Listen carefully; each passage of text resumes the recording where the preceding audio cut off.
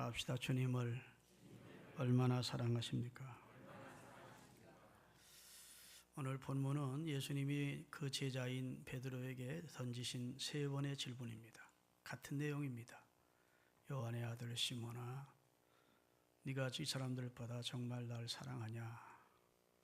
예.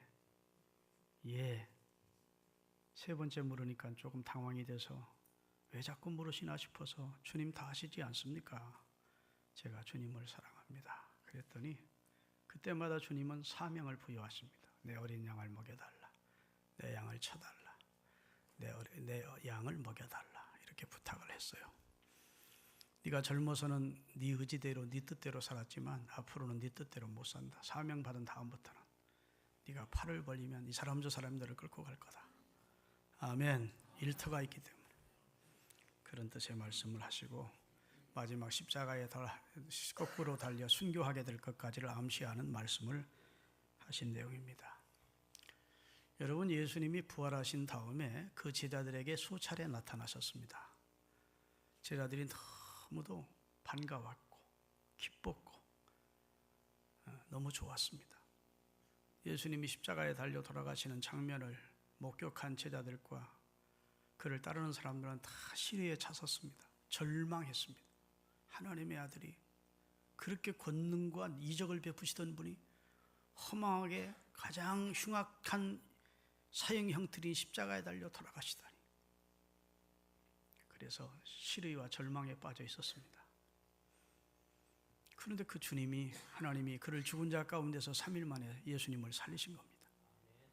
살리셔서 많은 여러 차례 그에게 속한 사람들에게 그 부활하신 몸을 나타내 보이셨어요.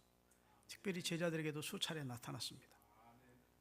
그러면 여러분, 제자들이 힘을 얻어서 예수님은 부활했습니다. 예수님은 하나님의 아들이십니다. 우리 인류의 구세주입니다. 이렇게 전도하러 나갔겠습니까? 못 나갔겠습니까? 못 나갔어요. 세상이 두려웠습니다. 핍박자들이 두려웠습니다. 그저 예수님이 살아났다는, 다시 부활했다는 사실에 감격해하고 기뻐하고 좋아하고 그건 사실이지만, 신기해하고 놀랍고 그건 사실이지만 한 발짝도 세상을 향해서 예수님은 부활했다고, 하나님의 아들이시라고, 우리의 구원자가 확실하다고 이렇게 전도하러 못 나갔어요. 언제 전도하러 나갑니까?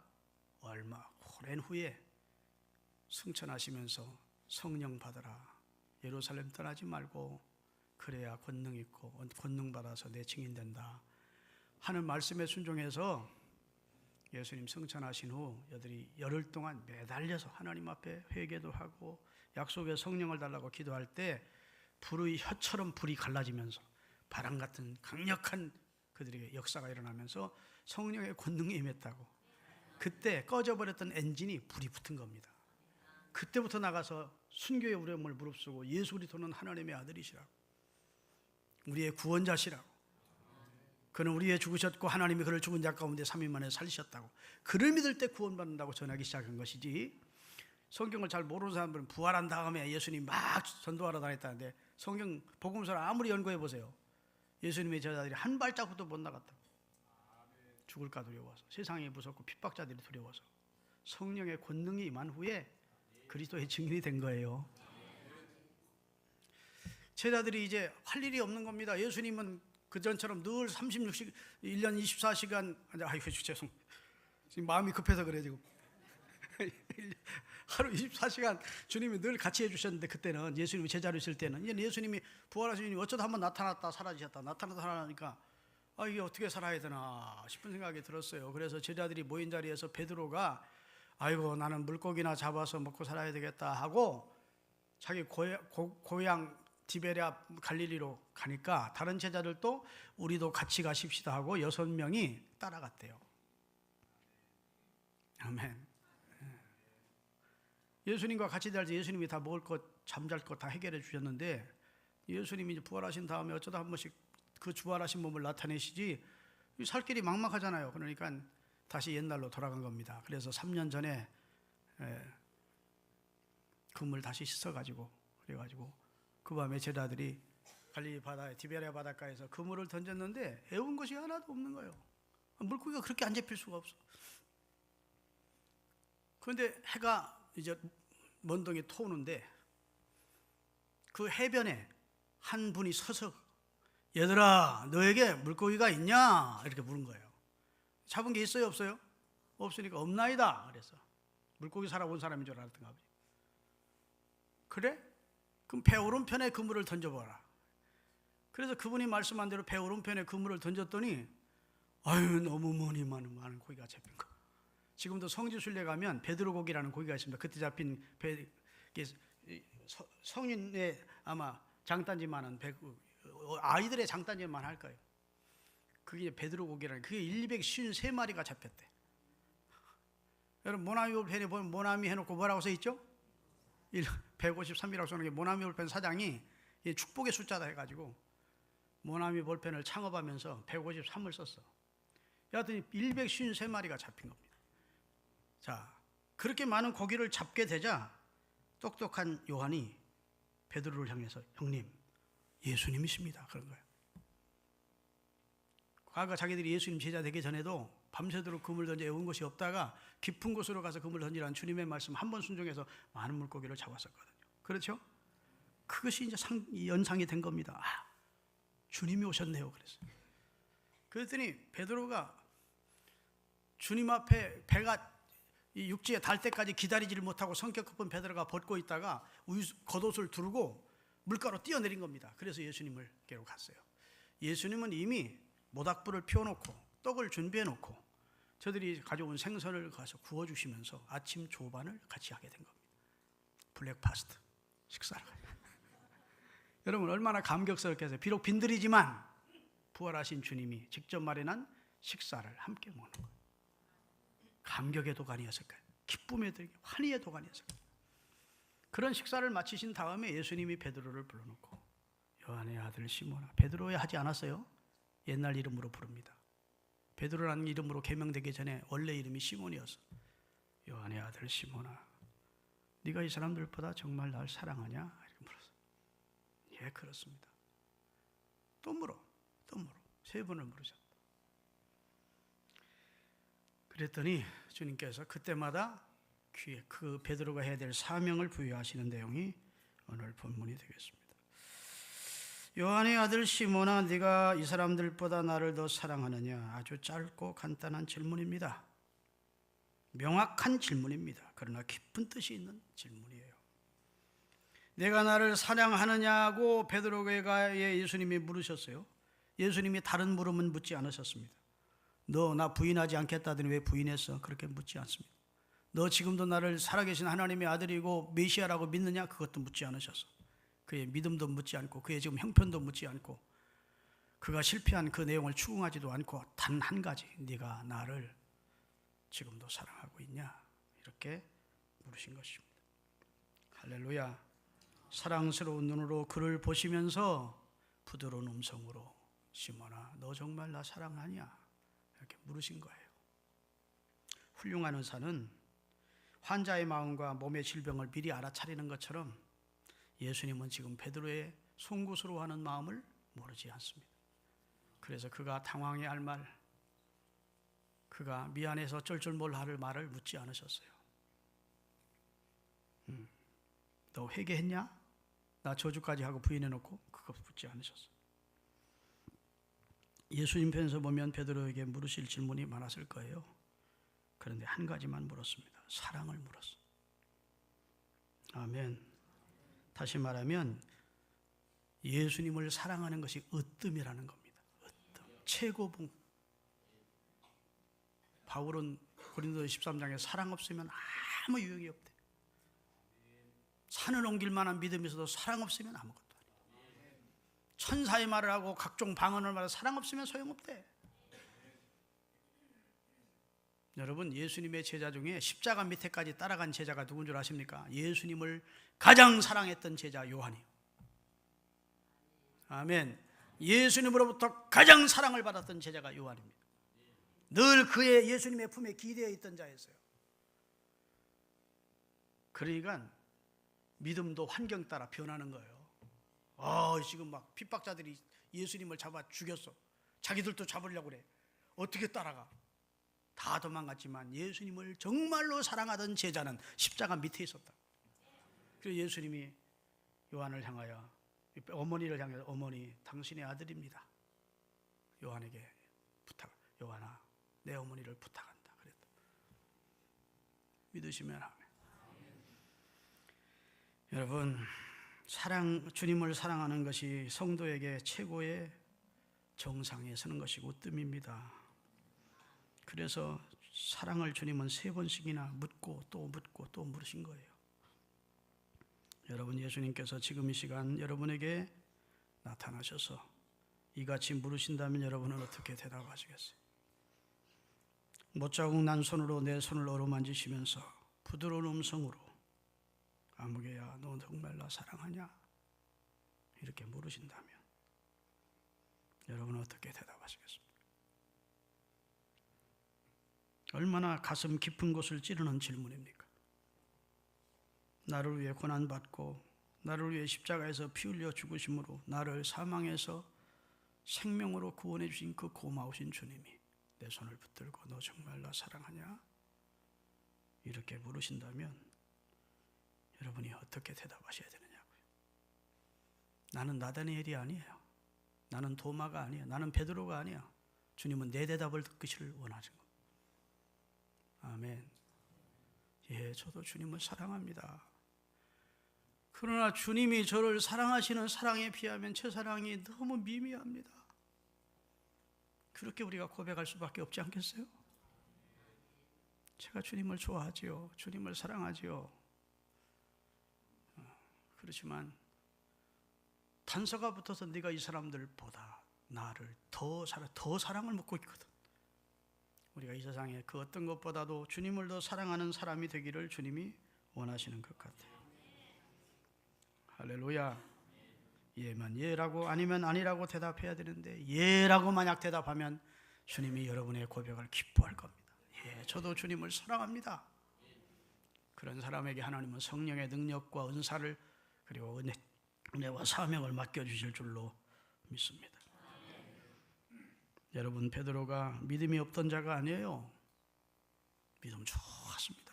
여러분 같으면 처자식 버리고 배와 금을 버리고 예수님 따르겠습니까? 대단한 결단의 사람이고 주는 그리스도시요 살아계신 하나님의 아들이라고 고백했던 자이고 주님을 사랑하는 것 사실이었어요. 그런데도 주님은 따로 물으십니다. 네가 정말 나 사랑하냐? 할렐루야. 예수님의 제자라도 주님을 사랑하지 않을 수 있다는 뜻일 거예요. 예수님의 제자인 가룟 유다는 은 30만큼도 예수님을 사랑하지 않았습니다. 교회에서 어떤 직분을 받았느냐가 중요한 게 아니에요. 중요한 것은 주님을 내가 얼마나 사랑하느냐 하는 겁니다. 나는 우리 교회 장로, 그 다음에 권사, 안수집사 피택하는 그 피택 선거 끝나고 나서 교회가 한동안 몸살을 앓는 걸 보면서 하나님 앞에 내가 회개했습니다. 내가 우리 교회 성도들의 신앙을 잘못 가르쳤구나. 장로 떨어졌다고. 내가 뭐 객관적으로 볼 때는 장로가 아직 되면 안 되는 사람인데 온전한 11조도 못하지, 주일 성수도 제대로 못하지, 공예배도 많이 결석하지, 기도 새벽 예배는 더더군다 나오지도 않지도 제가 장로 자격이 있는 것처럼 나 장로 떨어졌다고 막 상처를 받는 사람들이 있더라고. 아니 도대체 장로가 무엇이 중요하고 집사가 뭐가 중요합니까? 그건 짐입니다. 그만큼 역할을 하려면 여러분이 주님을 위해서 더 많은 헌신과 더 많은 충성을 해야 되는 짐이 주어지는 거예요.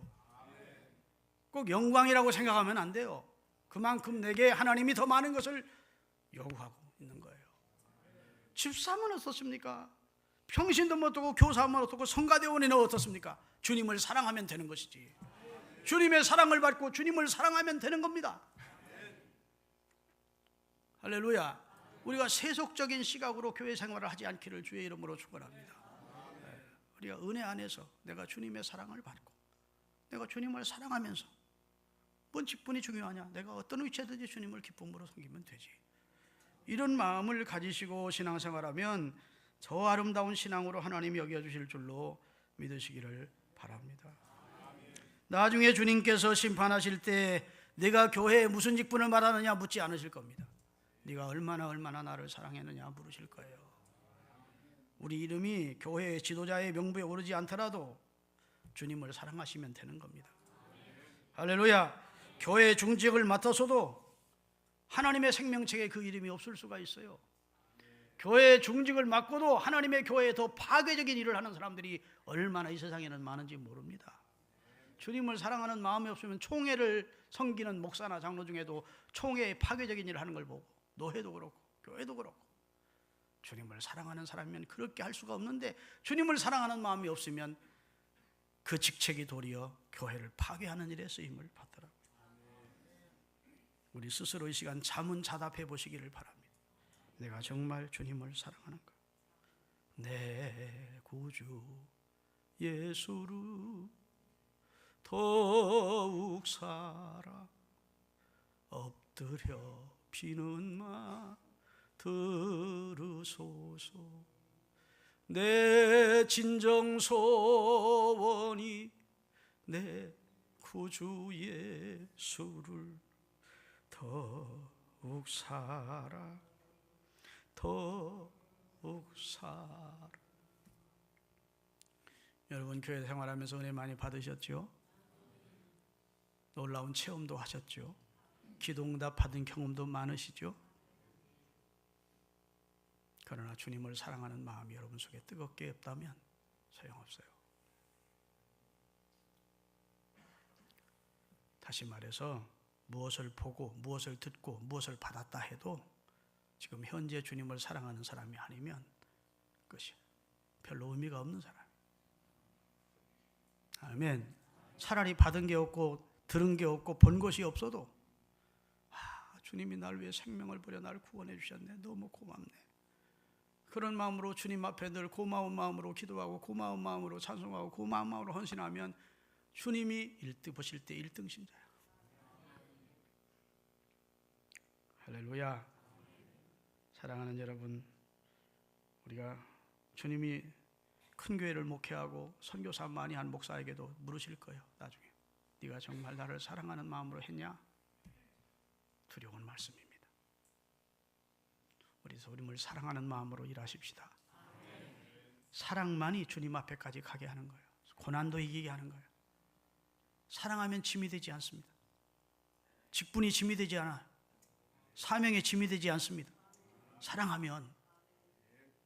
제가 우리 손주들을 이뻐하잖아요.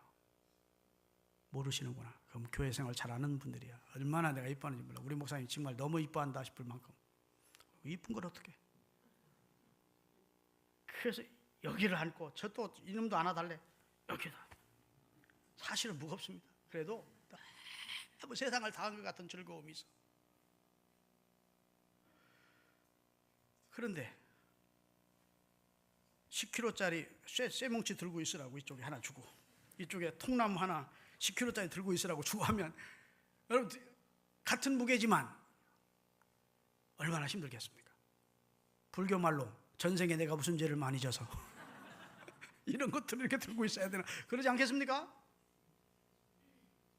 교회 생활하면서 직분 감당하고 자꾸 불평이 많은 것은 주님을 사랑하는 마음이 없기 때문이에요. 한마디로 말하면 그 어떤 무거운 일을 감당하면서도 즐거운 마음으로 기쁜 마음으로 하는 것은 주님을 사랑하기 때문이에요. 그래서 주님은 사랑을 물으시고 사명을 부여하신 겁니다. 너 나 사랑해야 이 일을 감당할 수 있어, 그 말이에요. 네가 나를 사랑해야 앞으로 춘교도 할 수 있고 사명도 끝까지 감당할 수 있다는 거예요. 주님의 교회를 맡을 수 있다는 거예요. 주님을 더욱 사랑하십시다. 갈릴리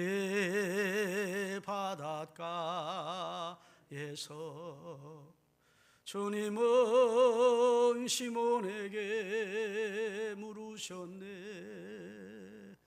사랑하는 시몬아, 넌 날 사랑하느냐? 오 주님, 당신만이 아십니다. 오늘 이 신흥교회 이 자리에서 주님은 나에게도 물으시네. 여러분 이름 넣어서 사랑하는 철중아, 넌 날 사랑하느냐?